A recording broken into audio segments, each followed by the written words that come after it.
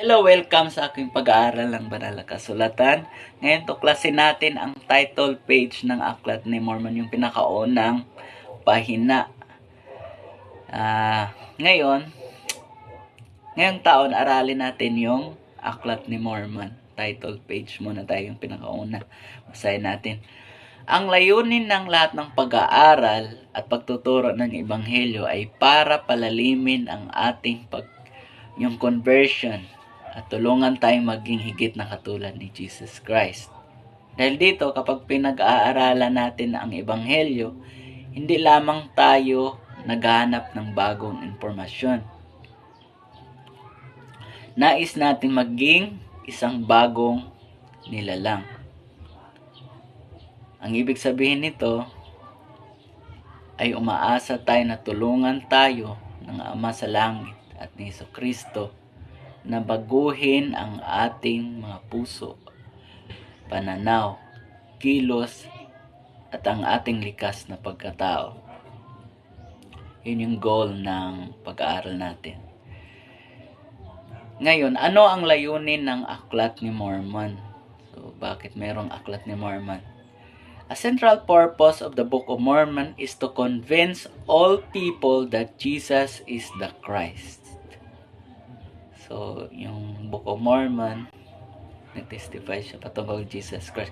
It testifies of Christ by affirming the reality of His life, mission, and power.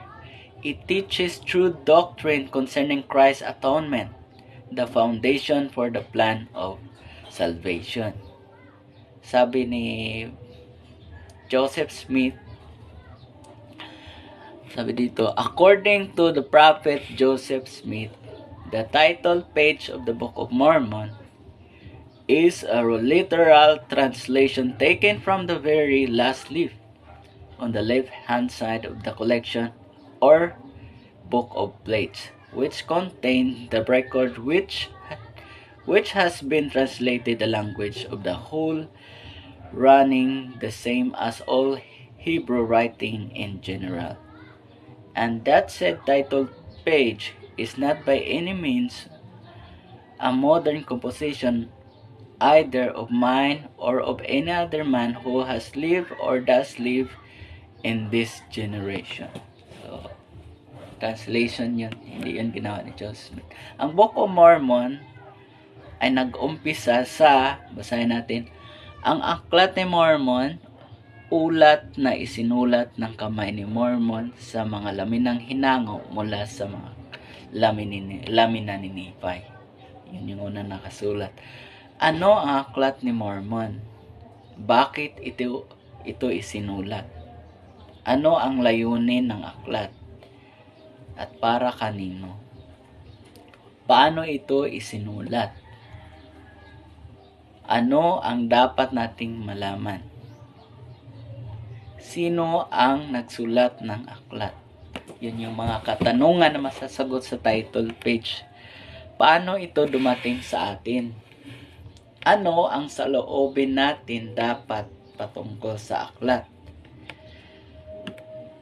Yun, sagutin natin yung mga katanungan na yun sa pagitan ng pagbabasa ng title page. Ang Aklat ni Mormon, ulat ng isinulat ng kamay ni Mormon sa mga laminang hinango mula sa mga lamina ni Nephi. Sa mga katuwid, ito ay isang pinaikling tala ng mga tao ni Nephi at gayon din ng mga Lamanita. So, yung sumasagot sa katanungan kung ano ang aklat at kung sino ang sumulat. So, patuloy, isinulat para sa mga Lamanita na mga labi ng sambahayan ni Israel at gayon din sa mga Hudyo at Hintil. Ito naman yung phrase nito, sumasagot sa katanungan kung para kanino isinulat yung Aklat ni Mormon. Pero bakit ito isinulat? Ito yung sagot. Isinulat sa pamamagitan ng kautusan at sa pamamagitan din ng diwa, ng propesiya, at ng paghahayag. Yun. Very good. Paano ito isinulat? O isinulat at itinatak tinatakan at ikinubli para sa Panginoon upang ang mga yaon ay hindi masira, upang lumabas sa pamamagitan ng kaloob at kapangyarihan ng Diyos para sa pagbibigay kahulugan nito. Tinatakan ng kamay ni Moroni at ikinubli para sa Panginoon upang lumabas sa takdang panahon sa pamamagitan ng mga hintil.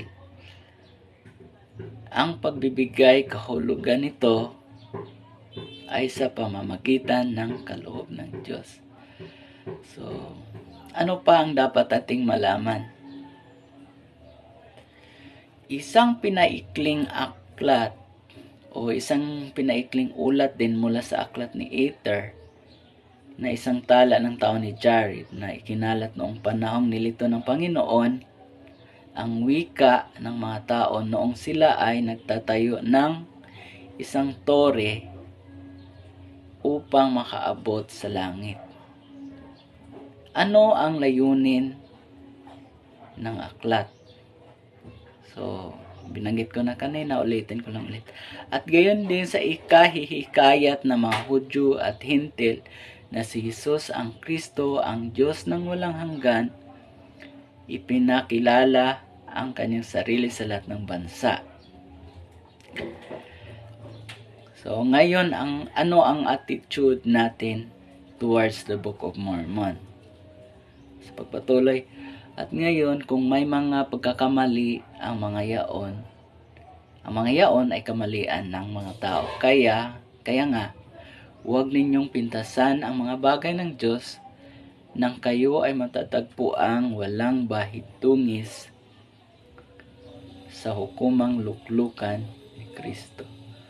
So, sabi ni President Russell M. Nelson regarding sa pag-aaral natin ng Aklat ng Mormon, I promise that as you ponder what you study in the Book of Mormon, the windows of heaven will open and you will receive answers to your own questions and direction for your own life. So, yun po yung nakasulat sa title page. Hope may natutunan kayo regarding sa Aklat ni Mormon sa year 2024. Dapat